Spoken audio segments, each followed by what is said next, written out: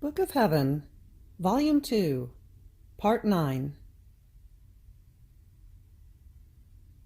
August 31st, 1899.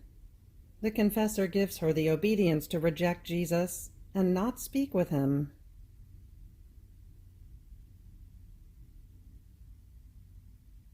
After the confessor gave me the obedience that when Jesus would come, I was to say, "I cannot speak. Move away." I took it as a joke, not as a formal obedience. So when Jesus came, almost neglecting the order received, I dared to say to him, "My good Jesus, look a bit at what Father wants to do." And he said to me, "Daughter, abnegation." And I, "But Lord, the thing is serious. This is about having to not want you. How can I do this?" And he for the second time, "Abnegation." And I, "But Lord, what are you saying? Do you perhaps know that I can be without you?"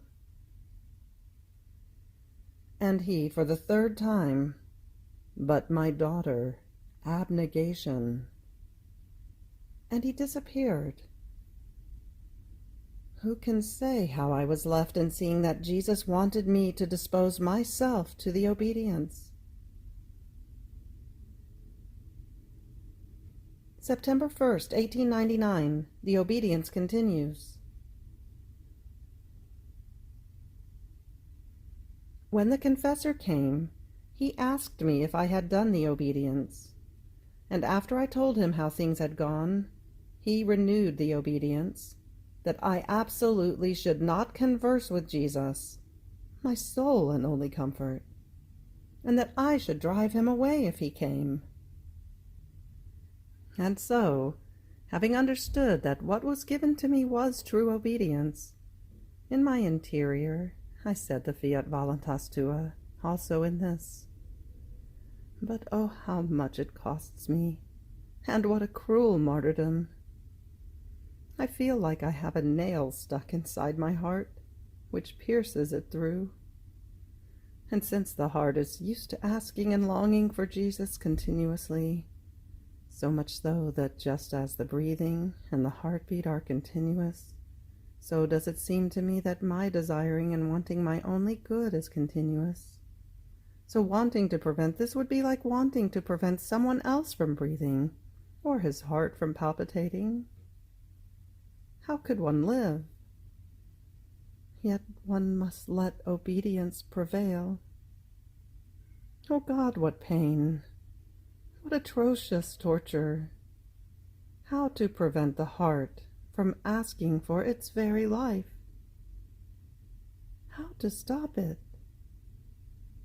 The will applied itself with all its strength in order to hold it back. But since great and continuous vigilance was needed, from time to time it would get tired and discouraged, and the heart would make its escape, asking for Jesus. In noticing this, the will would apply itself with greater strength in order to stop it.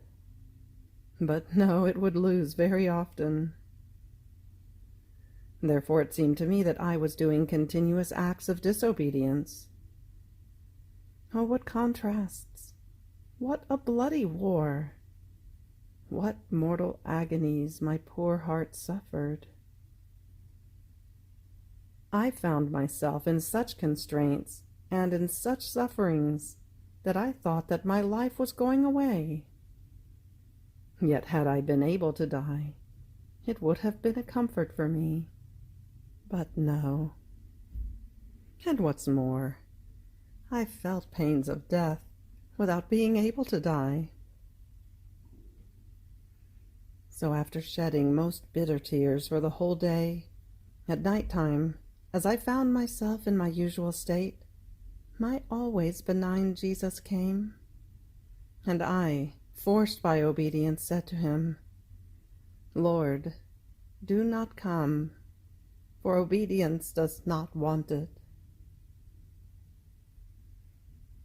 And he, compassionating me and wanting to strengthen me in the sufferings in which I found myself, with his creative hand, marked my person with a large sign of the cross. And then he left me. But who can describe the purgatory I was in? And what's more, I was not allowed to fling myself toward my highest and only good. Ah, yes, I was forbidden to ask and long for Jesus. Ah, those blessed souls of purgatory are permitted to ask, to fling themselves, to pour themselves out toward the highest good. They are only prohibited from taking possession of him. But I? No, I was deprived also of this comfort. So all night long I did nothing but cry. When my weak nature could not take any more, lovable Jesus came back, in act of wanting to speak with me. And I, remembering the obedience which wants to reign over all, immediately said to him, "Dear life of mine, I cannot speak. Please do not come, for obedience does not want it. If you want to make your will understood, go to them." While I was saying this, I saw the confessor, and Jesus, drawing near to him, said to him, "This is impossible for my souls.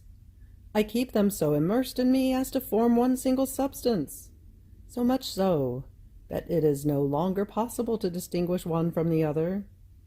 And just as when two substances are mixed together, one is transfused into the other, and afterwards, if anyone wanted to separate them, it would be useless even just to think about it.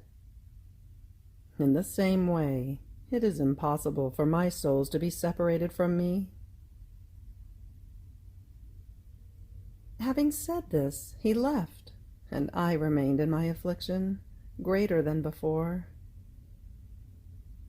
My heart was beating so strongly that I felt my chest crack. After this, I cannot explain how, I found myself outside of myself, and forgetting, I don't know how, about the obedience received, I wandered throughout the vault of the heavens, crying, shouting, and searching for my sweet Jesus. All of a sudden I saw him coming toward me, throwing himself into my arms, all burning and languishing. But soon I remembered the command received, and I said to him, "Lord, do not want to tempt me this morning. Don't you know that obedience does not want this?" And he, "The confessor sent me. This is why I came." And I, "It is not true. Are you perhaps some demon that wants to deceive me and make me fail the obedience?" And Jesus, "I am not a demon." And I, "If you are not a demon, let us make the sign of the cross to each other." So we both signed each other with the cross.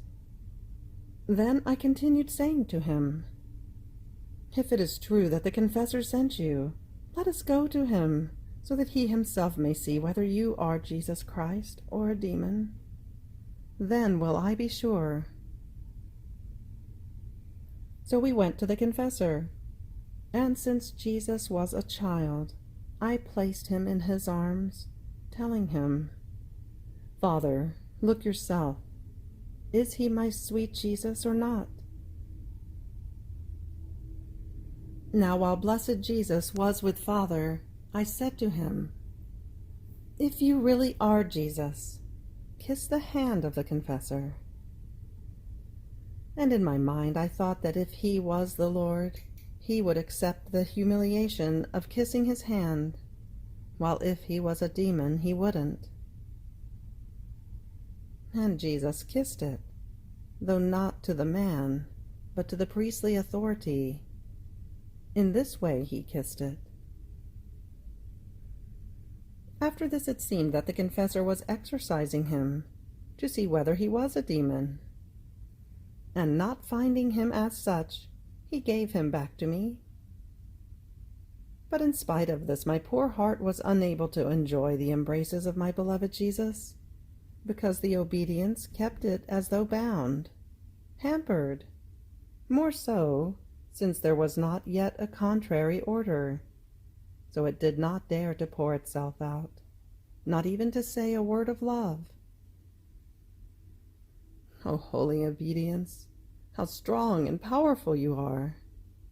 I see you before me, in these days of martyrdom, like a most powerful warrior, armed from head to foot with swords, darts, and arrows, filled with all those instruments that are apt to wound. And when you see that my poor heart, tired and down, wants to be cheered, searching for its refreshment, its life, the center to which it feels drawn as by a magnet, looking at me with 1,000 eyes, you wound me from all sides with mortal wounds. Oh, please have pity on me, and don't be so cruel with me. But as I am saying this, the voice of my adorable Jesus is making itself heard to my ear, saying, "Obedience was everything for me, and I want obedience to be everything for you. Obedience made me be born. Obedience made me die. The wounds I have on my body are all wounds and marks that obedience did to me. With reason you said that she is like a most powerful warrior, armed with all kinds of weapons, apt to wound. In fact, in me she left not even a drop of blood. She tore my flesh to pieces. She dislocated my bones, while my poor heart, exhausted and bleeding, kept looking for a relief from one who would have compassion for me. Acting with me as more than a cruel tyrant, only then was obedience content, when she sacrificed me on the cross, and saw me breathe my last, as victim for love of her. And why this? Because the office of this most powerful warrior is to sacrifice souls. Therefore she does nothing but wage a fierce war against those who do not sacrifice themselves completely for her. So she does not care whether the soul suffers or enjoys, whether she lives or dies. Her eyes are intent on looking at whether she wins, for in the other things she does not bother meddling. So the name of this warrior is Victory, because she concedes all victories to the obedient soul. And when it seems that this soul dies, then does true life begin. What greater thing did obedience not concede to me?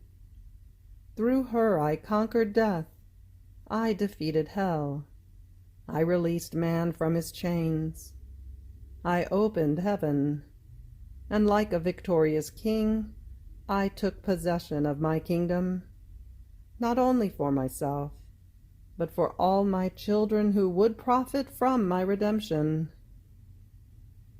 Ah, yes, it is true that she cost me my life, but the name obedience resounds sweetly to my hearing, and this is why I have so much love for those souls who are obedient. I continue from where I left. After a little while the confessor came, and when I told him what is said above, he renewed the obedience, that I should continue in the same way.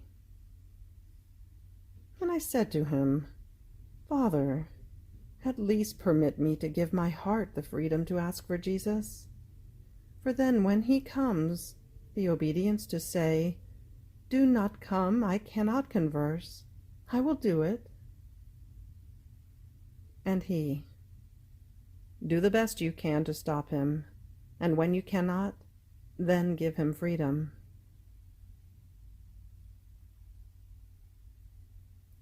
September 2nd, 1899.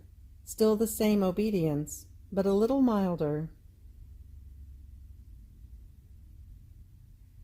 So, with this obedience a little milder, it seemed that my poor heart, from dead, began to live again a little bit. But in spite of this, it did not cease to be tortured in 1,000 manners. In fact, when obedience would see that the heart would pause a little longer in search of its Maker, almost wanting to rest in him because its strengths were exhausted, she would swoop down on me and wound me all over with her claws. And then having to repeat that refrain when blessed Jesus would make himself seen, "Do not come, I cannot converse, for obedience does not want it." Was this not the most atrocious and cruel martyrdom for me? Then, as I was in my usual state, my sweet Jesus came, and I manifested to him the command received, and he went away.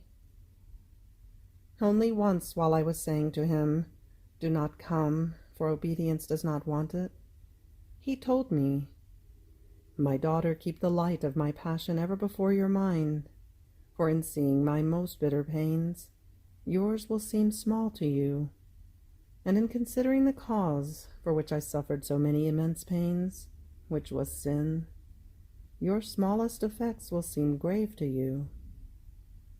On the other hand, if you do not reflect yourself in me, the littlest pains will seem heavy to you, and you will hold grave defects as nothing." And he disappeared. After a little while, the confessor came, and when I asked him whether I was still to continue this obedience, he said to me, "No, you can tell him whatever you want, and keep him as much as you want." It seems that I have been set free now, and that I don't have to deal so much with this warrior so powerful. Otherwise, this time he would have become so strong as to give me death.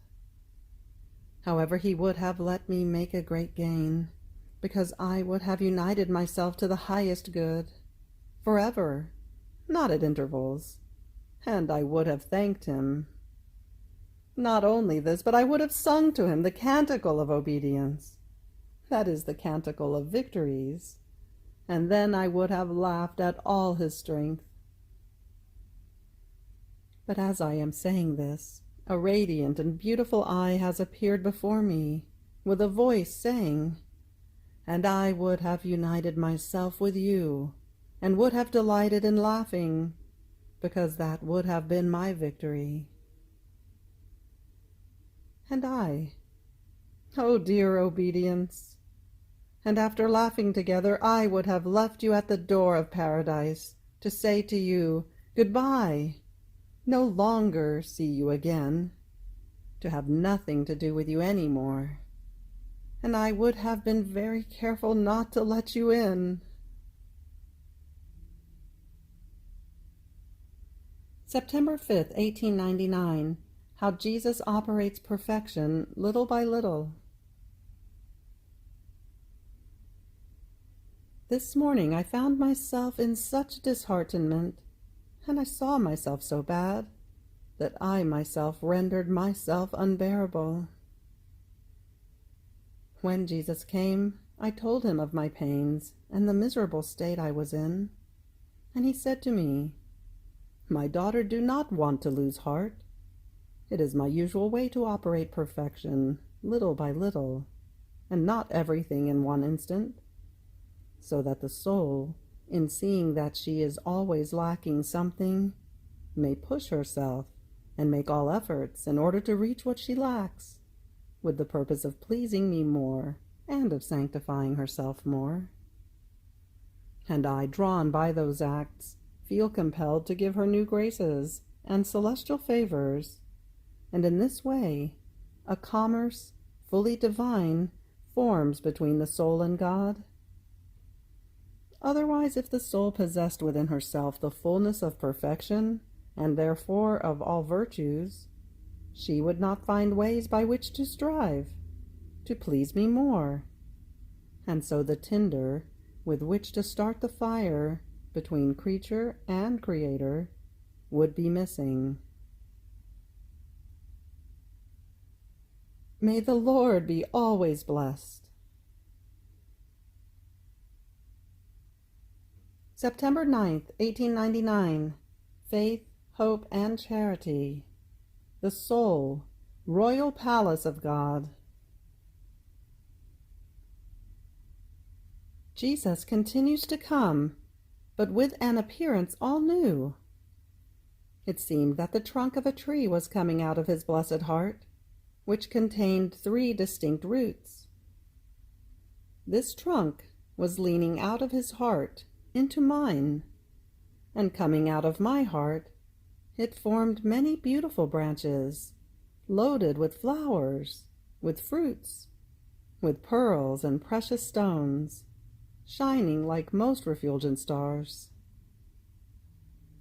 Now, seeing himself in the shade of this tree, my loving Jesus was all amused, more so since many pearls were falling from the tree, forming a beautiful ornament for his most holy humanity.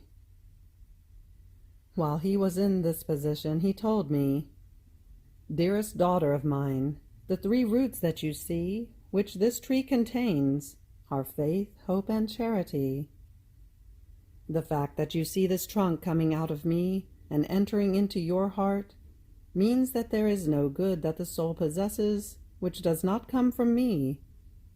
So after faith, hope, and charity, the first development that this trunk does is to make known that everything good comes from God, that creatures have nothing of their own but their nothingness, and that this nothingness does nothing other than give me the freedom to enter into them and do what I want. But there are other nothings, that is, other souls, who make opposition with their own free will. So because this knowledge is lacking, the trunk produces neither branches, nor fruits, nor anything else that is good.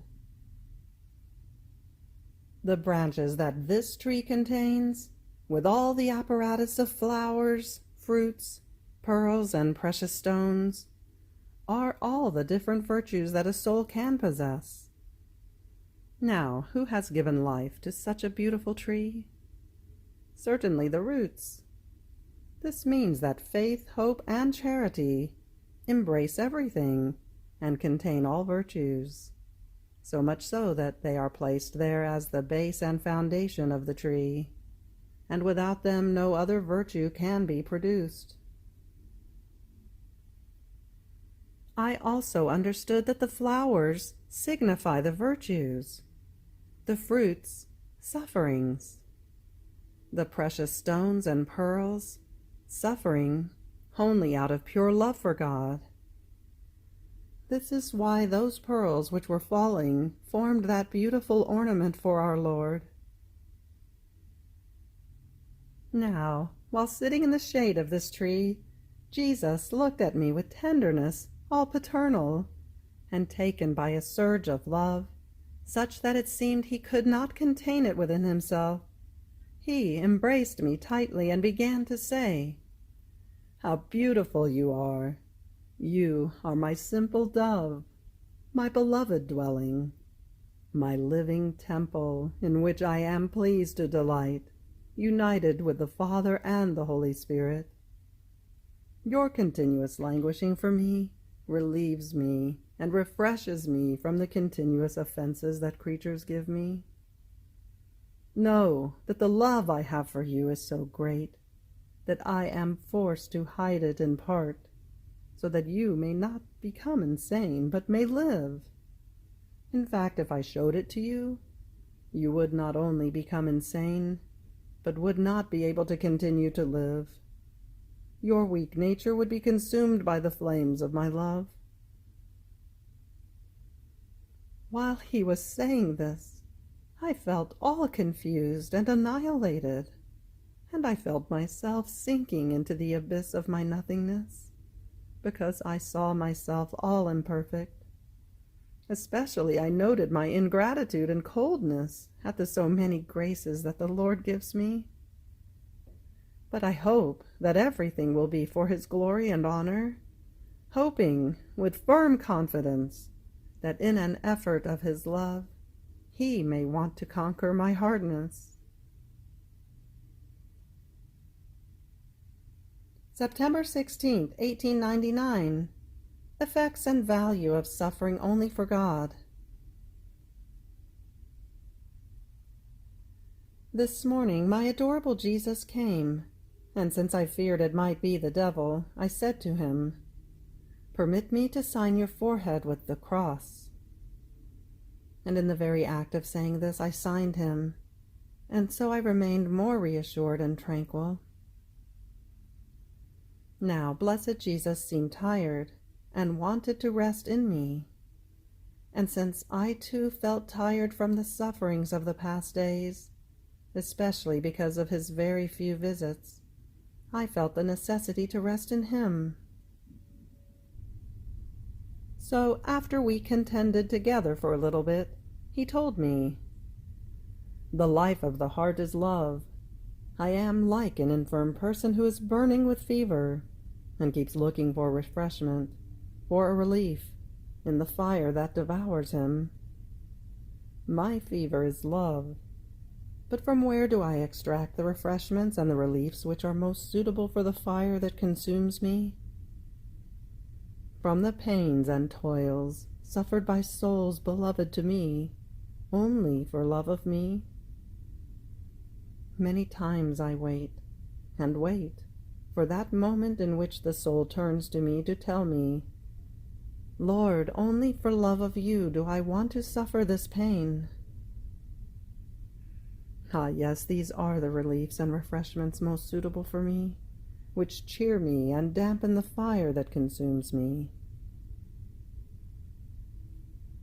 After this he threw himself into my arms, languishing, in order to rest. While Jesus was resting, I comprehended many things about the words spoken by Jesus, especially about suffering for love of him. Oh, what a coin of inestimable value! If we all knew it, we would compete with one another to suffer more. But I believe we are all short-sighted in knowing this coin so precious, and this is why one does not come to having knowledge of it. You have reached the end of the Book of Heaven, Volume 2, Part 9. Fiat.